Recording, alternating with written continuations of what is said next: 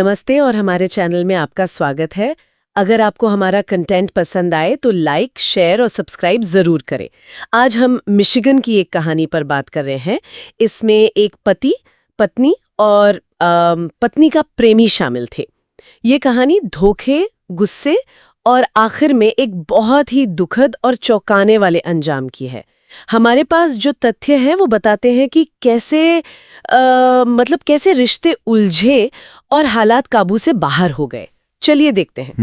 तो कहानी है मैथ्यू की। उस वक्त 37 साल के थे और उनकी पत्नी किम्बर्ली 40 की। ये बात है 2012 की।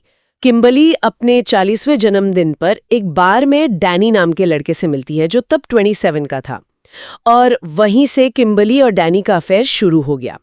और ये चला, आप यकीन नहीं करेंगे, लगभग 9.5 साल। 9.5 साल, वाह। हाँ, 2015 में मैथ्यू को पता चल गया इस अफेयर के बारे में। उसने किम्बर्ली से बात की तो किम्बर्ली ने वादा किया कि वो ये रिश्ता ख़त्म कर देगी। पर ये वादा झूठा था। वो मिलती रही डैनी से, और इतना ही नहीं, उसने डैनी का क्रेडिट कार्ड का कर्ज चुकाने के लिए चुपके से फैमिली बिजनेस के पैसे भी इस्तेमाल किए। अच्छा, ये तो मतलब विश्वासघात था, पैसों से ज्यादा भरोसे का। हाँ। फिर वक्त बीता, 2022 आ गया। मैथ्यू अब 46 का है। उसे फिर पता चला कि अफेयर वो अभी भी चल रहा है। इस बार मैथ्यू ने उसे अल्टीमेटम दिया। कहा कि या तो डैनी से रिश्ता खत्म करो हमेशा के लिए, या फिर तलाक ले लो। किम्बर्ली ने फिर वादा किया, लेकिन कोई 1 महीने बाद ही एक रात वो दोनों नशे में थे, शराब और शायद कोकीन भी। तो किम्बर्ली ने मान लिया कि उसने डैनी से रिश्ता नहीं तोड़ा है। मैथ्यू ये सुनकर मतलब गुस्से से बिल्कुल आग बबूला हो गया। किम्बर्ली ने शायद मामला संभालने के लिए कहा, चलो अभी उसके घर चलते, मैं तुम्हारे सामने रिश्ता खत्म करूंगी। मैथ्यू मान गया, लेकिन घर से निकलने से पहले उसने एक बंदूक उठा ली। ये कदम बहुत खतरनाक था। वो डैनी के घर पहुंचे, गैरेज खुला था तो वो अंदर चले गए, और वहां जाहिर बहस शुरू हो गई। बात बढ़ी तो मैथ्यू ने अपनी बंदूक निकाल ली। जवाब में डैनी ने भी अपनी बंदूक निकाली और हवा में एक वार्निंग शॉट फायर किया। मैथ्यू ने फौरन जवाबी गोली चलाई। वो डैनी के पैर में लगी। डैनी ने फिर फायर किया, पर वो निशाना चूक गया। मैथ्यू ने एक और गोली चलाई। इस बार डैनी के दूसरे पैर में घुटने पे लगी।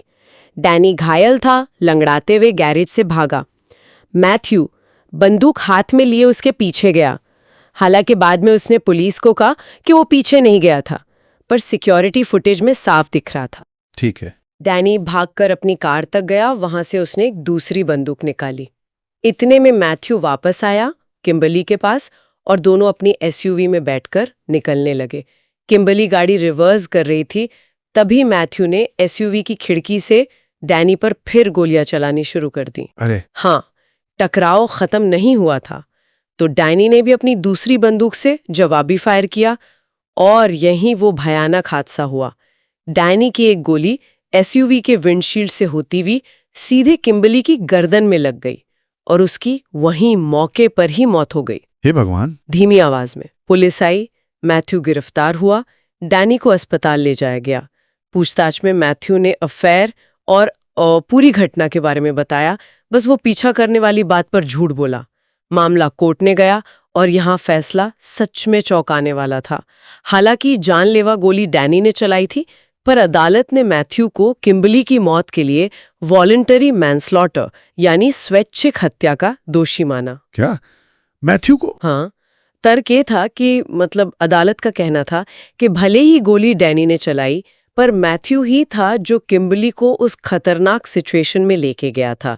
वो हथियार लेके गया था, टकराव के लिए तैयार था, उसने डैनी के गैराज में घुसपैठ की थी। तो कानून की नज़र में मैथ्यू के एक्शन ने ही घटनाओं की वो चेन शुरू की, जिसका नतीजा किम्बर्ली की मौत थी।